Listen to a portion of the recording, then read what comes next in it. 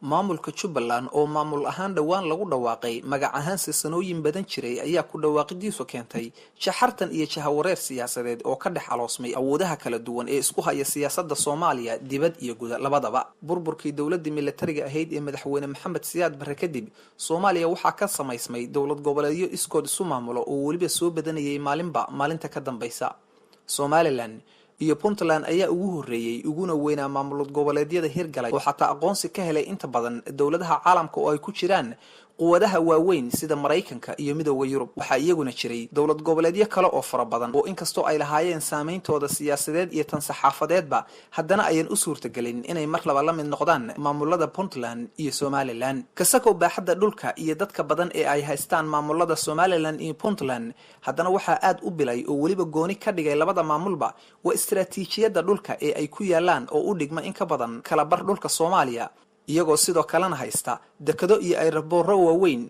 oo abuuridooda ay wax ku lahayd dawladdii burburtay ee Soomaaliya kiisku sidaas wax badan ayuu ka duwan yahay marka la eego maamulada kale ee ka jira gudaha Soomaaliya sida Galmudug Ximan iyo Xeeb Khaatume State Awdal State iyo Maakhrland iyo kuwa kale oo fara badan dhulka aan weynayn ee ay maamuladaas ku fadhiyaan kasakow waxaan iyana jirinin garoomo caalamiya iyo sidoo kale dekado muctarif ah oo qayb ka noqon kara saanqaadka wufuudda caalamka ka imaanaysa iyo sidoo kale xiriirada ganacsiga ee kala duwan waana caqabada runta ee ka hortaagan maamul goboleedyadaasi inay helaan aqoonsi caalami ah ama ugu yaraan loo tixgeliyo culays siyaasadeed inay leeyihiin maamulka cusub ee Jubbaland inkastoo uu wali cusub yahay haddana saameyntiisa siyaasadeed waxay mar hore abuurtay daruur cusub oo ka dul dhaqaaqi weyday gudaha iyo dibadda Soomaaliya taasoo laga dareemi karayba caqabadihii iyo murankii hareeyay shirweynihii aasaaska u ahaa dawlad goboleedka Jubbaland Kismaayo waa caasimadda Jubbaland waa magaalo madaxdii saddexaad ee Jamhuuriyadda Soomaaliya waana hoyga dalxiis oo daris la ah dawladaha jaarka ah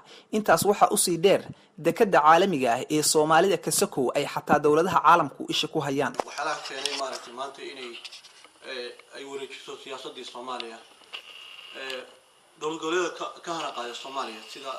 Somaliland iyo Puntland waxay leedahay ahmiyad la mid ah Jubbaland marka fiirsi istiraatiijiyada meesha ku taalo waa meel xeeb ah dekad bay leedahay wabiya mara waxay kaloo ay bixisay shuruudii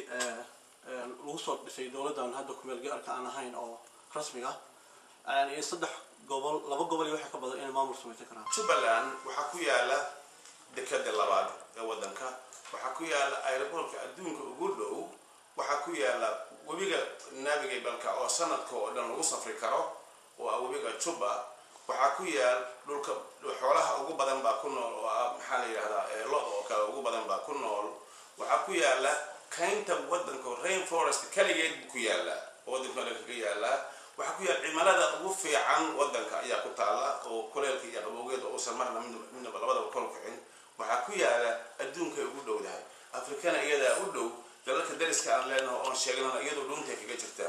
marka waxa ku yaala mashruuci weynaa oo jidkii weynaa oo inaga Kenya xiriirinayay yaa Kismaayo ka soo gala kii tareenka oo inaga Ethiopia Kenya xiriirinayay yaa tan ka soo gala mashruuci biyo xireenka baardheere baa iyada ku yaala marka waxa weeye dhaqaalaha dalka intiisa kale iyo Jubbaland baa culus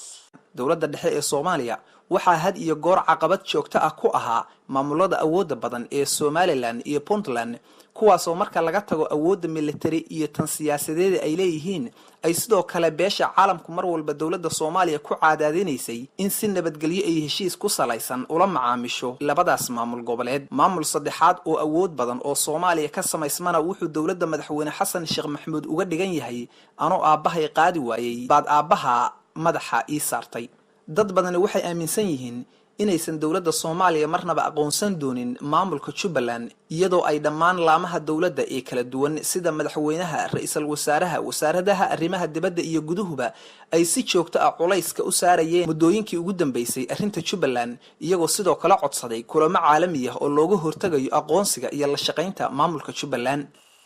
madaxweynaha iyo gruubkiisu waxay u diidan yihiin inay dhisanto Jubbaland waxay diidan yihiin inuu dastuurku hirgalo maxaa dhahay Puntland Jubbaland haday hirgasho waxay noqonaysaa sida Puntland iyo Somaliland qayb taagan ayaguna waxay rabaan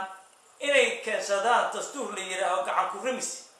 oo aysan ogolayn marnaba inay dastuurkii hore la isku raacay ay miiska soo dhigaan waxay doonayaan kalistinimadii 20 sano 30 sano hore ee kacaanku uu haystay sidoo kale inay ku haystaan oo ay magacaabaan degmo kasta